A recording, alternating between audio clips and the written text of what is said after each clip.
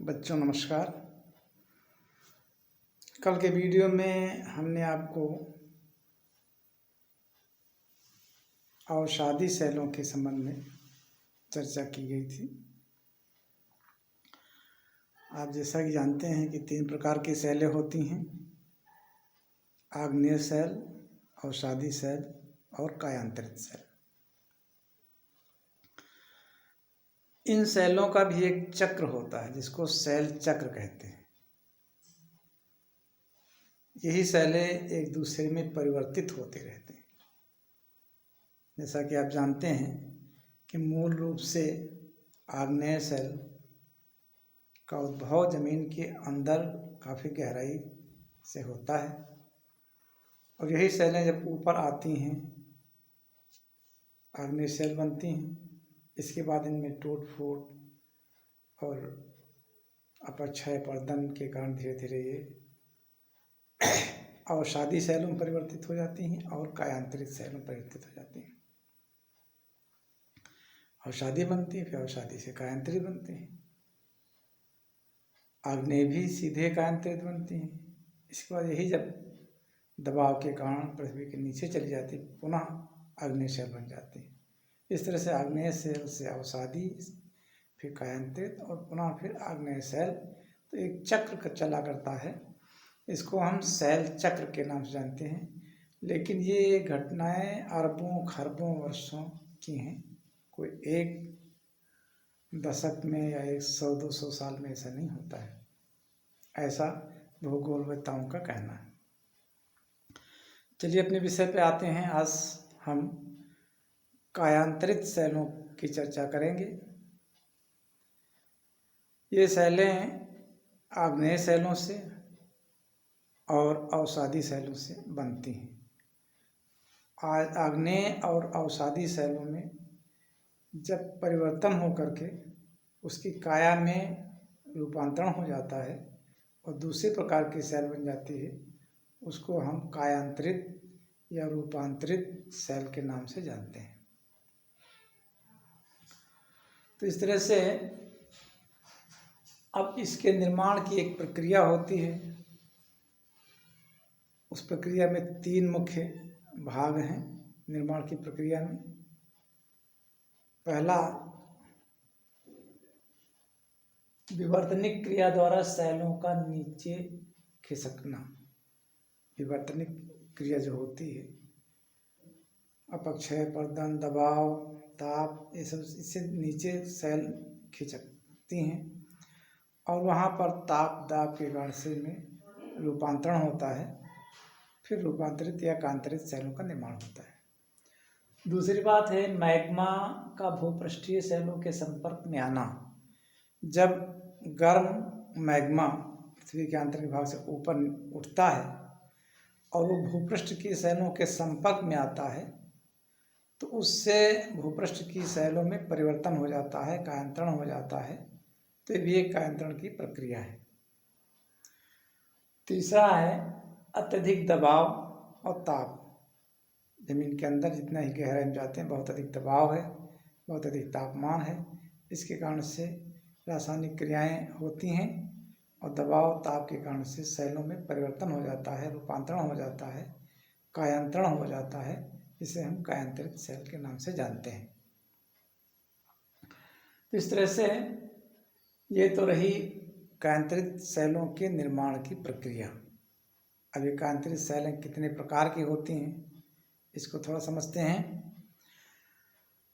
तो ये 2 प्रकार की मुख्य रूप से होती हैं। एक गतिक कायांतरण के द्वारा और दूसरा तापीय कायांतरण।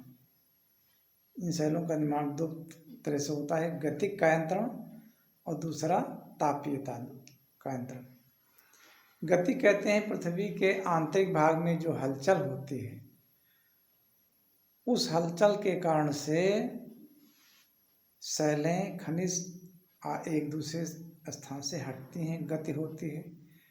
तो हटने से दबाव पड़ता है, दबाव के कारण से बहुत से सेलों में रूपांतरण हो जाता है, कायांतरण हो जाता है। तो इस प्रकार की गतिक कायांतरण की सेलें बनती हैं। दूसरा है तापीय परिवर्तन, तापीय कायांतरण। जब तापमान के कारण से इनमें कायंत्रण होता है, उसे हम तापीय कायंत्रण कहते हैं। तो ये तापमान के कारण से दो प्रकार का कायंत्रण होता है, एक है संपर्क कायंत्रण, दूसरा है प्रादेशिक कायंत्रण। संपर्क कायंत्रण क्या है? हम जानते हैं पृथ्वी के अंदर जो मैग्मा स्टोर है, वहाँ से मैग्मा ऊपर उठता है और ऊपर उठते हुए जिन जिन ऊपर के खनिजों के संपर्क में आता है, वो खौलता हुआ गर्म मैग्मा जिन जिन खनिजों के संपर्क में आता है, उनमें कोई ना कोई परिवर्तन कर देता है।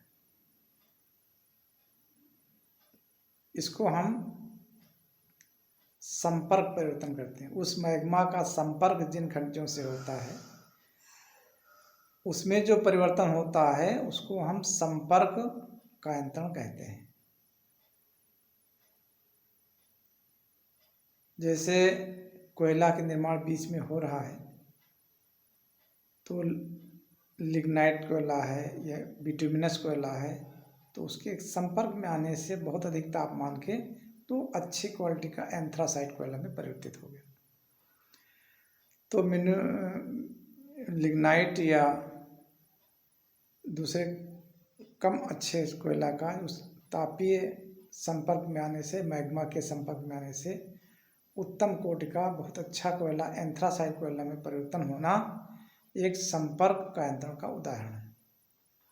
तो इस तरह से संपर्क में आने से जब कायंत्रण होता है, ताप के संपर्क में आने, मैग्मा बहुत अधिक ताप है, उसके संपर्क में आने से जब परिवर्तन होता है, कायंत्रण होता है, उसे हम तापीय कायंत्रण कहते हैं। अगला है प्रादेशिक कायंत्रण।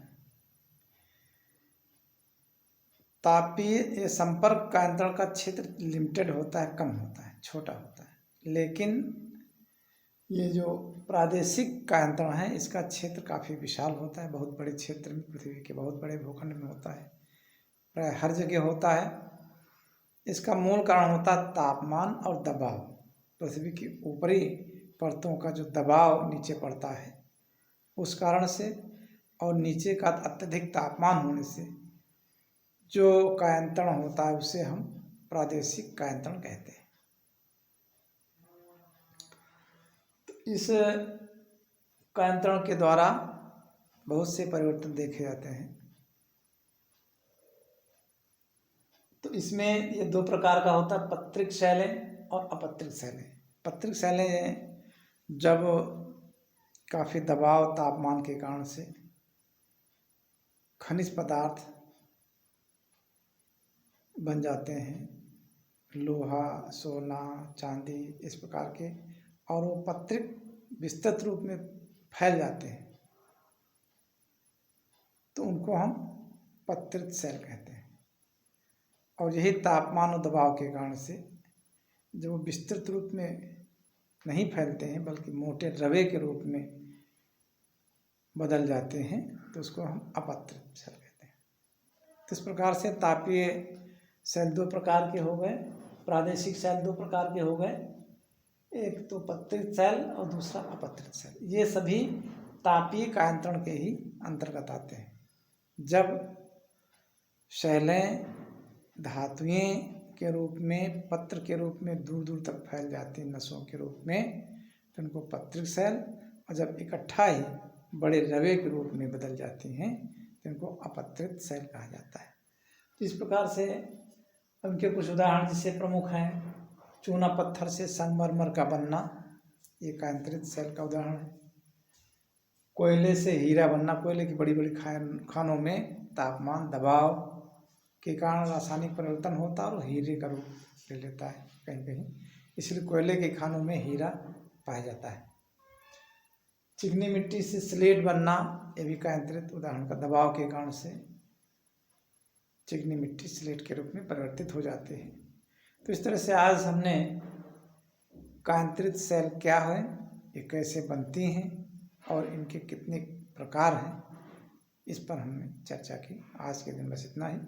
धन्यवाद।